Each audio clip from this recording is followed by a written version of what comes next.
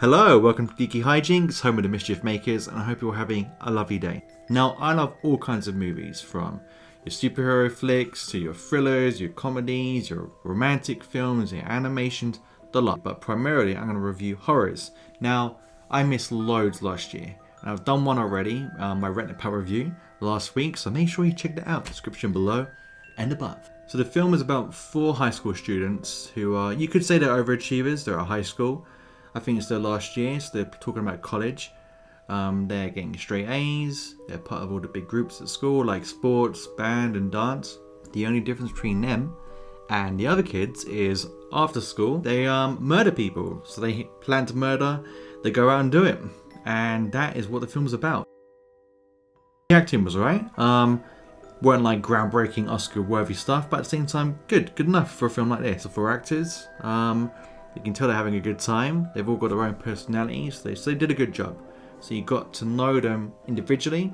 So one might be like a stone cold killer, one might be a bit goofy, sort of treat it as if like he's, I don't know, opening milk. He just treats murder like it's an everyday thing. One of them is like the brains, the one who thinks about every plan, the one that's very elaborate, the one that's very about this life, who kind of loves murder and the strategy behind it.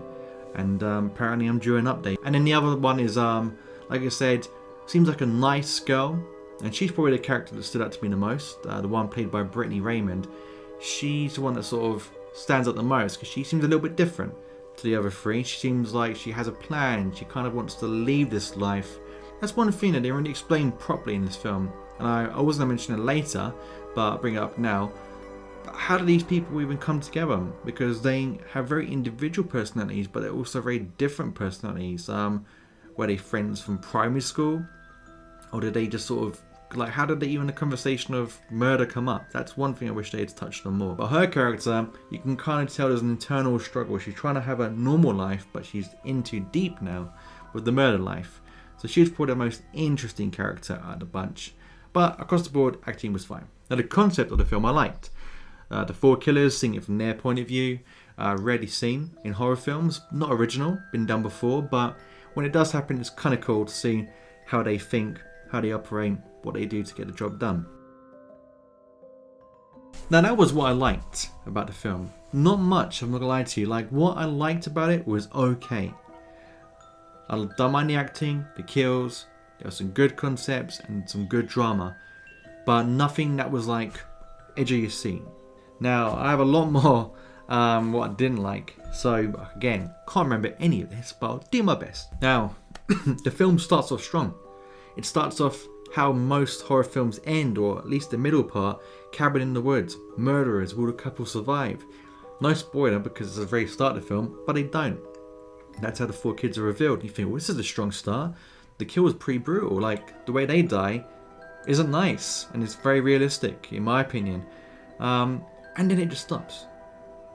And there's no more kills for the entire film until the last 15-20 minutes.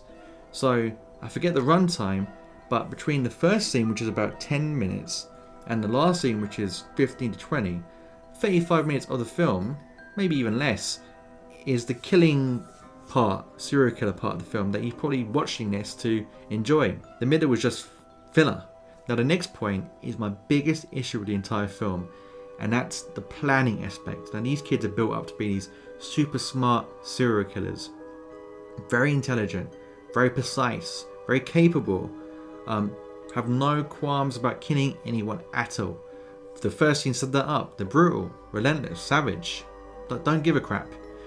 And then they talk about the whole film, like I said to you, planning, having a plan for this, having a plan, strategy, what could go wrong, how we can counter that. They haven't got a plan A, let alone a plan B. If some things go wrong, and they literally, I have no idea what they were doing.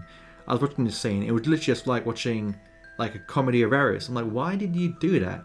Why didn't you tie this person up? Why did you leave this person alone here? Why are you trying to go one-on-one with this person when you're clearly outmatched muscle-wise and you're never going to overpower them? Why did you do this? Like, my God, they're stupid. And when you watch it, you'll know exactly what I mean. You just watch that last scene thinking, okay, cool, this is their plan. This is the worst plan I've ever seen in my life when it comes to planning to murder someone. And I just thought to myself at the end, as I was picking it apart for fun, I was like, what are they doing? Now the ending of the film, for those who've seen it, but if you haven't, there is one word to describe the very end of the film. So when the film finishes, cuts to black, credits roll, there's one word that literally popped in my head straight away. And that word, I'm trying to think, what the hell is it called?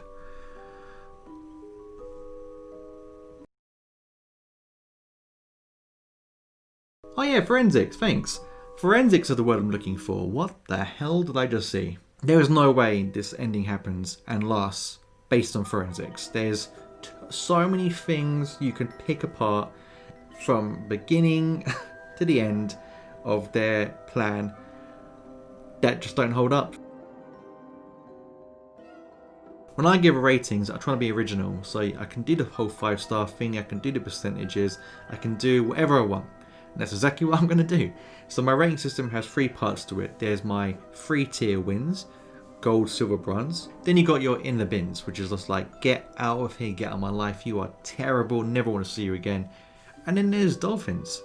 So essentially, a dolphin brings me alcohol of any kind, whether it be rum, whether it be beer, because they know if I've seen a film so forgettable, it's only worth losing your memory over alcohol. And in regards to what I give Extracurricular, I'm going to give it a bronze. It's not forgettable because, like I said, the parts I remember are good. It's a half-baked concept, but it's not exactly one I'm going to watch again. It was good, had good ideas, good deaths to a point when they happened. Even at the ending, the deaths were cool. And generally, it's a film that I would recommend you watch, mainly to see the points I picked out regarding the planning and the ending, because I want you to see what you think. So let me know in the comments below if you've seen this film. What did you think initially? If you haven't seen the film but checked it out and came back, let me know what you think. So guys, thank you very much for watching my review of Extracurricular, a film that ultimately I enjoyed but had its flaws. I have a new video out every Friday of the horror variety. Of course, if a new video comes out midweek, a new trailer drops, a brand new film released at the cinema or streaming on Netflix, Amazon Prime, etc. I'll review those that week too. So if you haven't subbed, make sure to do so you can keep on top of that content. And until next time, stay out of trouble.